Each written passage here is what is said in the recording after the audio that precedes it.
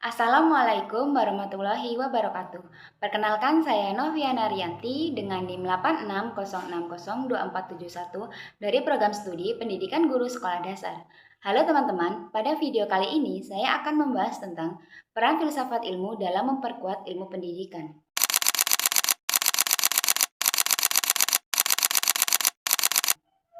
Banyak orang menganggap filsafat itu rumit dan hanya teori, padahal filsafat ilmu sangat penting dalam pendidikan. Pendidikan bukan hanya tentang memberi materi, tetapi juga tentang tujuan belajar, cara mendapatkan pengetahuan, dan nilai yang diajarkan kepada siswa. Karena itu, filsafat ilmu dan pendidikan saling berhubungan. Filsafat ilmu membantu pendidikan menjadi lebih terarah dan bermakna, sedangkan pendidikan membantu mengembangkan ilmu dan cara berpikir baru. Pertama, bagaimana filsafat ilmu mengawasi dan memperkuat eksistensi keilmiahan serta nilai-nilai dalam ilmu pendidikan. Filsafat ilmu memiliki peran penting dalam dunia pendidikan karena membantu pendidikan memiliki arah dan tujuan yang jelas. Dalam pendidikan, tidak semua cara mengajar atau aturan bisa langsung dianggap benar. Semua perlu dipikirkan dan diuji secara logis serta ilmiah. Disinilah filsafat ilmu berperan sebagai pengarah dan pengawas. Contohnya, guru bukan hanya menyampaikan materi, tetapi juga harus memahami mengapa materi itu penting, bagaimana cara mengajarkannya dengan baik, dan nilai apa yang bisa diberikan kepada siswa. Jadi, pendidikan bukan hanya soal nilai atau prestasi, tetapi juga membentuk karakter, cara berpikir kritis, kreatif, dan sikap sosial siswa. Selain itu, filsafat ilmu membantu agar pendidikan tetap bersifat ilmiah, yaitu menggunakan metode yang berdasarkan penelitian, pengalaman, dan logika, bukan hanya kebiasaan semata. Kedua, bagaimana pendidikan yang bermakna dan bernilai turut memperkuat perkembangan filsafat ilmu. Pendidikan dan filsafat ilmu saling berhubungan. Jika filsafat ilmu membantu pendidikan berkembang, maka pendidikan juga membantu perkembangan ilmu dan cara berpikir manusia.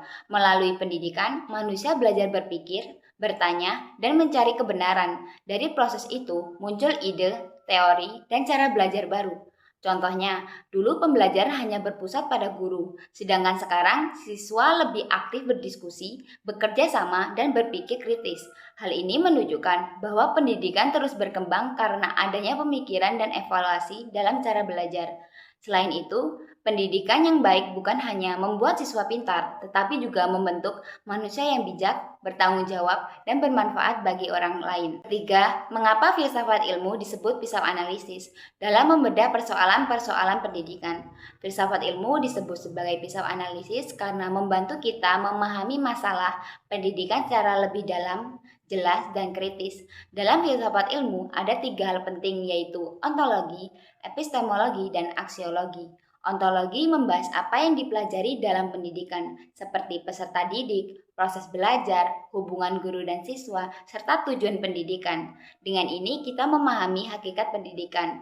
Epistemologi membahas cara mendapatkan ilmu. Dalam pendidikan ini berkaitan dengan metode belajar seperti diskusi, praktik, atau ceramah, agar proses belajar lebih efektif. Aksiologi membahas nilai dan manfaat ilmu. Artinya, pendidikan tidak hanya membuat siswa pintar, tetapi juga membentuk karakter yang baik dan bermanfaat bagi orang lain. Keempat, contoh konkret penerapan filsafat ilmu dalam praktik pendidikan. Filsafat ilmu dapat kita temukan dalam kehidupan pendidikan sehari-hari. Contoh di kurikulum, sekarang pendidikan dibuat lebih aktif, siswa tidak hanya menghafal, tetapi juga berpikir dan memecahkan masalah.